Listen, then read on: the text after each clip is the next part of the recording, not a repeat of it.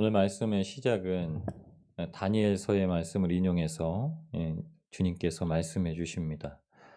다니엘서 11장 그리고 12장에 이 두 곳의 멸망에 가증한 것이라는 단어를 사용해서 말씀을 전하고 계신데, 다니엘서 12장 13절 14절에는 이렇게 기록을 합니다.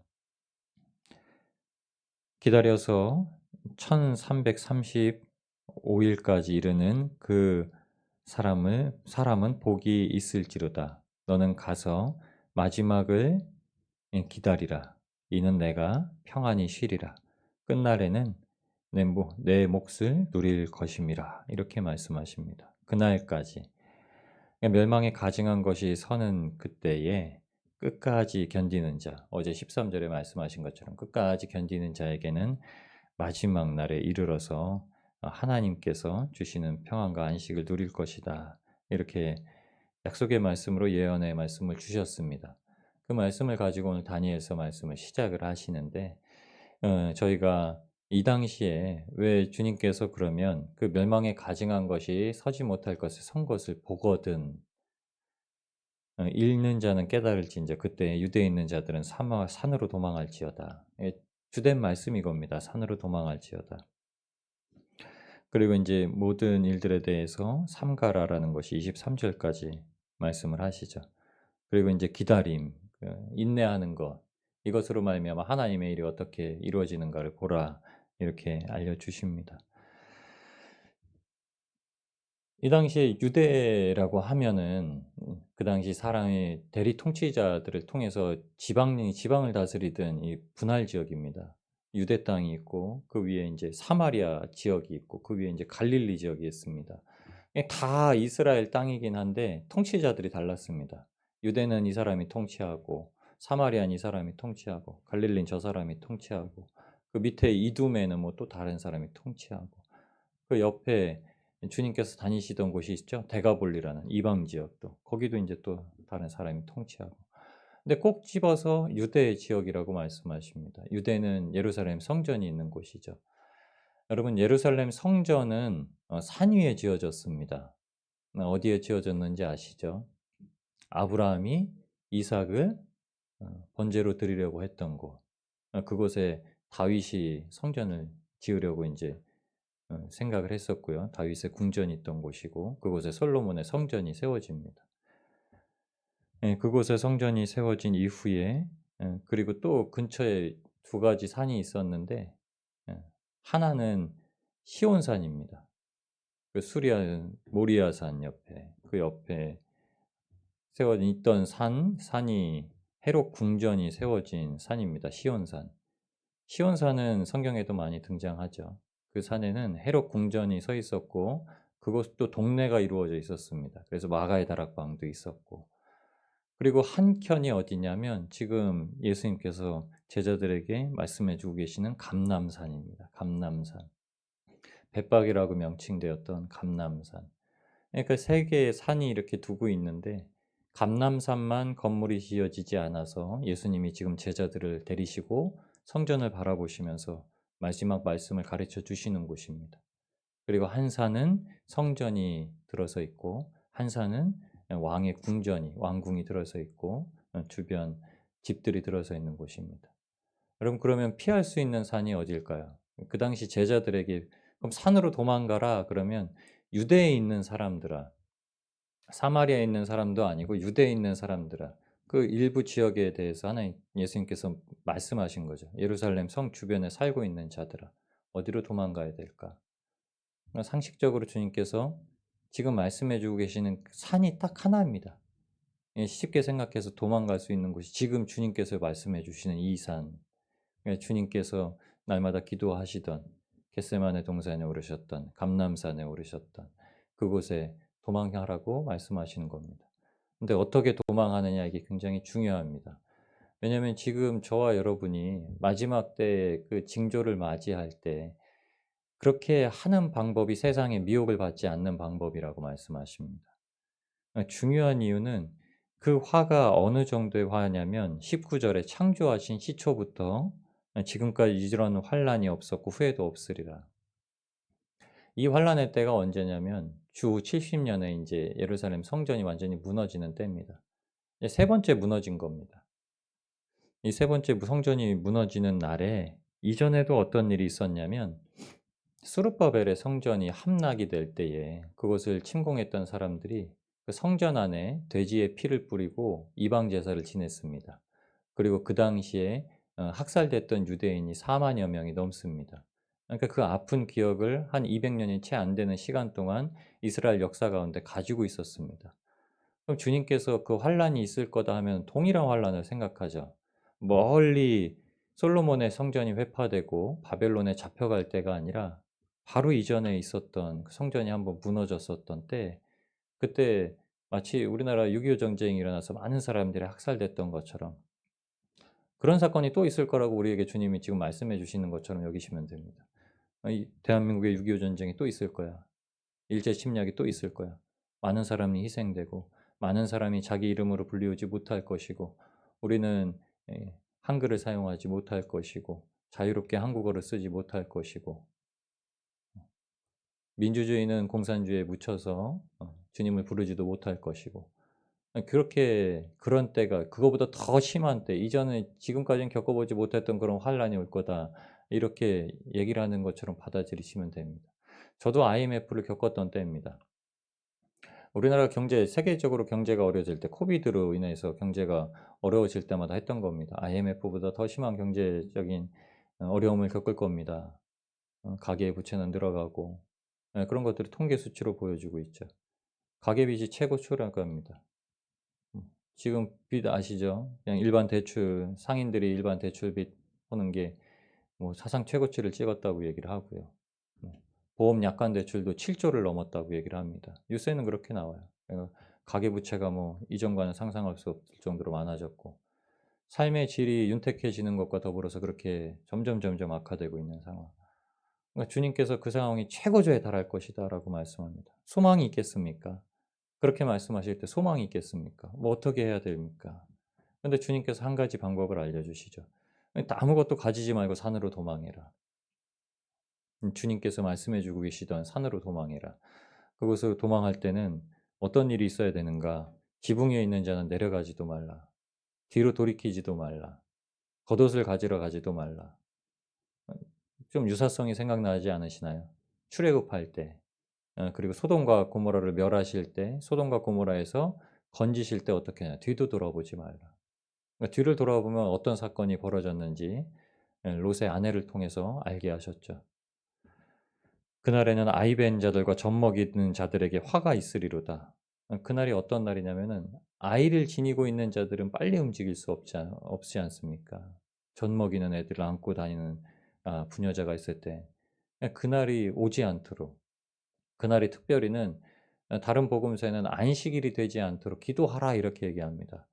안식일에는 유대인들이 거리 제한법이 있다고 말씀드렸습니다. 1.5km 정도예요. 예루살렘 성전 자기가 머무는 곳에서 안식일을 토요일을 맞이하면은 1.5km 밖으로 벗어나질 못합니다. 그러니까 지금 우리한테 얘기하면은 우리 시대에 얘기하면은 1.5km 반경에 있는 교회에만 갈 수 있습니다. 멀리 있는 교회는 못 가요. 그러니까 율법을 지키려고 마지막 때가 왔는데도 발 동동이다가 죽는 사건이 벌어진다는 거죠. 복음에 자유하지 못해서 그거를 벗어나지 못하고 율법에 제한돼 있다가 최후를 맞이하는 불쌍하고 안타까운 사건이 벌어질 수 있습니다. 그러니까 기도하라고 한 겁니다. 우리가 가지고 있는 신앙 가운데 그 신앙을 지키기 위해서 마지막 날이 왔을 때 참된 것을 붙잡지 못할까 기도하라. 이 환란이 주님께서 오실 것인데 그럼에도 불구하고 주님께서 한 가지 소망의 약속을 주신 게 그래도 주님은 그날을 감하시리라.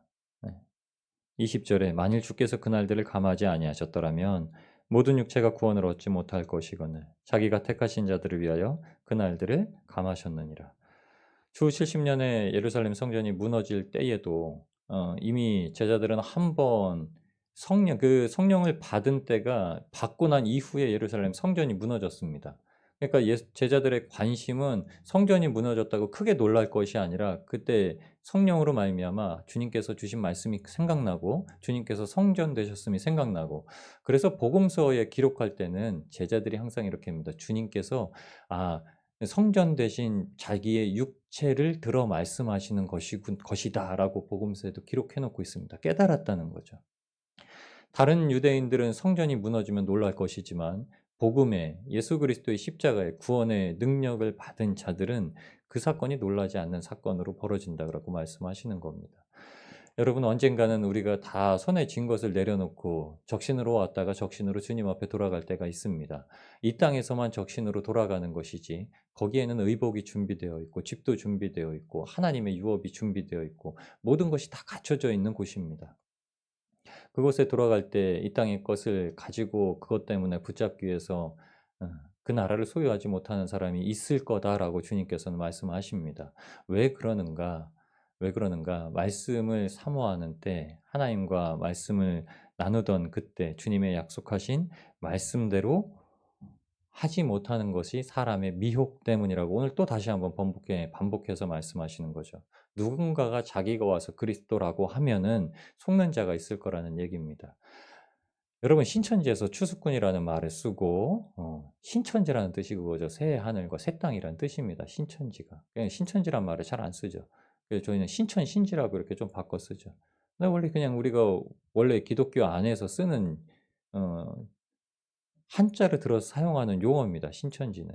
새하늘과 새 땅이라는 마지막 말세 신앙, 재림 신앙을 가지고 쓰는 말이죠. 근데 이 신천지 이단에 빠진 사람들이 여러분도 다 아실 겁니다. 신천지는 안 믿는 불신자에게 전도하지 않습니다. 교회를 다니는 사람들에게 전도를 하죠. 그래서 그 사람들이 추수꾼이라는 명칭을 씁니다. 그 어이없는 명칭을 쓰죠. 그 이만희가 자기가 뭐 성령이라고 그러고 자기가 예수라고 그러죠. 그러니까 눈으로 보이는 존재에 마지막 때 환난의 날 세상을 하나님께서 심판하시는 때에 주님께서 구름을 타고 내려오셔서 사람들에게 그 오심이 어떠한지를 보여주시고 이 땅 가운데 오셔서 약속하신 말씀대로 또 준비시키신 말씀대로 세상 가운데 그 믿음을 드러내게 하실 때에 보이신다라고 한 것도 모르는 거죠. 여러분, 누군가가 그리스도로 온다고 하면은 부여받고 산다라고 하는 겁니다. 그러니까 신천지에 다니는 사람은 이만희가 안 죽는다고 그러죠. 예. 하나님의 교회에서 안상홍이 안 죽는다고 그랬죠. 예. 안상홍 죽고 나니까 인제 장길자로 바뀌었죠. 신천지가 이만희가 생긴 신천지가 나온 배경에도 그랬습니다. 박태선이도 똑같죠. 안 죽는다는 거예요.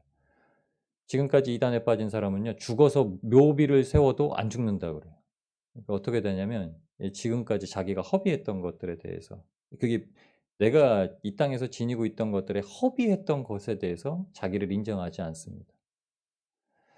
우리가 하나님 앞에 내어 드리는 건 우리의 삶입니다. 여러분, 우리의 죽을 수밖에 없는 삶을 내어 드리고 영원히 죽지 않는 삶을 받아들이는 겁니다. 근데 내가 죽을 수밖에 없는 삶을 내어 드리는 것이 아까워서 스스로를 부인하게 되는 경우가 생기는 겁니다. 예수님 그걸 분명하게 아셨죠. 우리가 이 땅에 있는 것들을 가지고 '주님을 섬긴다.'라고 생각을 하면은 우리는 주님을 섬기는 게 아닙니다.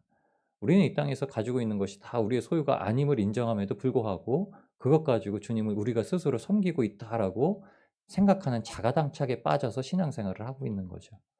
주님께서는 그걸 완전히 깨부수십니다. 베드로와 더불어서 제자들의 고백이 그랬습니다. "주님, 제가 가진 모든 것을 다 버리고 주님을 따랐나이다." 어떤 상급을 바라고 말씀을 했던 거죠, 베드로는요. 그래서 주님이 잘했다고 하십니다.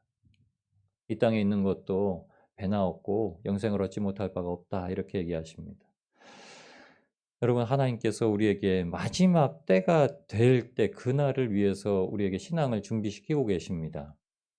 지금도 우리가 준비되어지는 신앙은 우리가 육신으로서 종말을 맞이할 날을 위해서 준비시키시는 것이고, 또 우리가 더 소망하는 것은 육신을 지니고 있을 때 주님께서 오시는 것을 또 기다리는 그것을 위해서 주님께서 준비시키십니다. 그 준비는 어디서 이루어지는가? 이 땅에서 이루어지는 것이 아니라 세상에서 잘 피할 때 이루어집니다. 요한계시록 18장 5절 이하 말씀에 바벨론의 무너짐을 얘기해 주시면서 나의 백성들아 그곳에서 나오라. 그래서 그곳에 죄에 참여하지 말고 그가 받을 재앙에서 재앙을 받지 말아라. 이렇게 말씀을 하고 계십니다. 여러분 세상에서 우리가 쉽게 동조할 수 있는 것들이 생깁니다.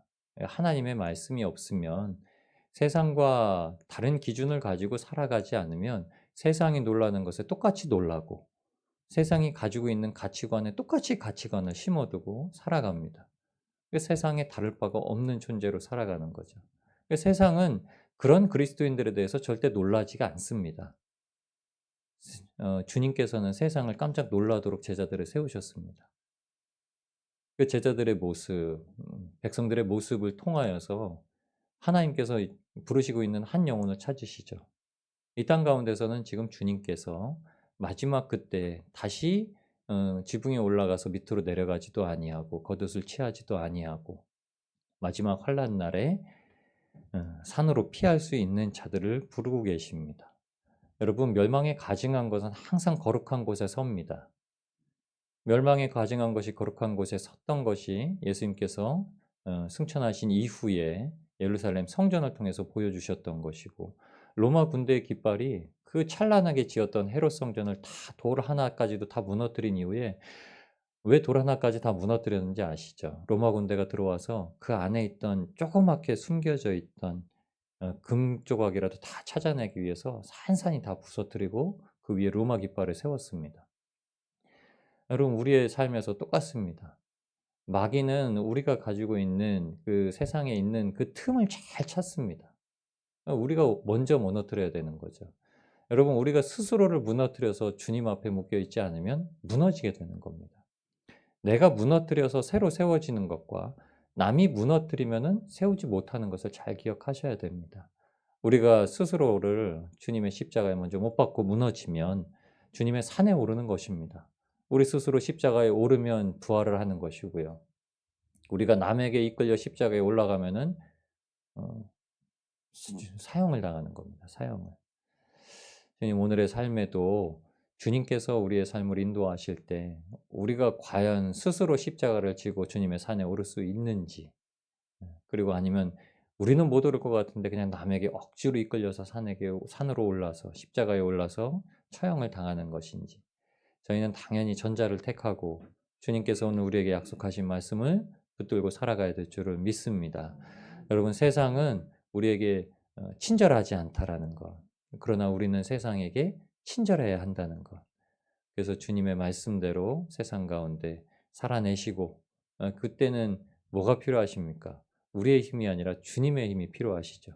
주님의 힘으로 오늘도 살아계시는 오늘도 살아내시는 그 삶을 누리시는 저와 여러분이 되시길 주님의 이름으로 축원합니다.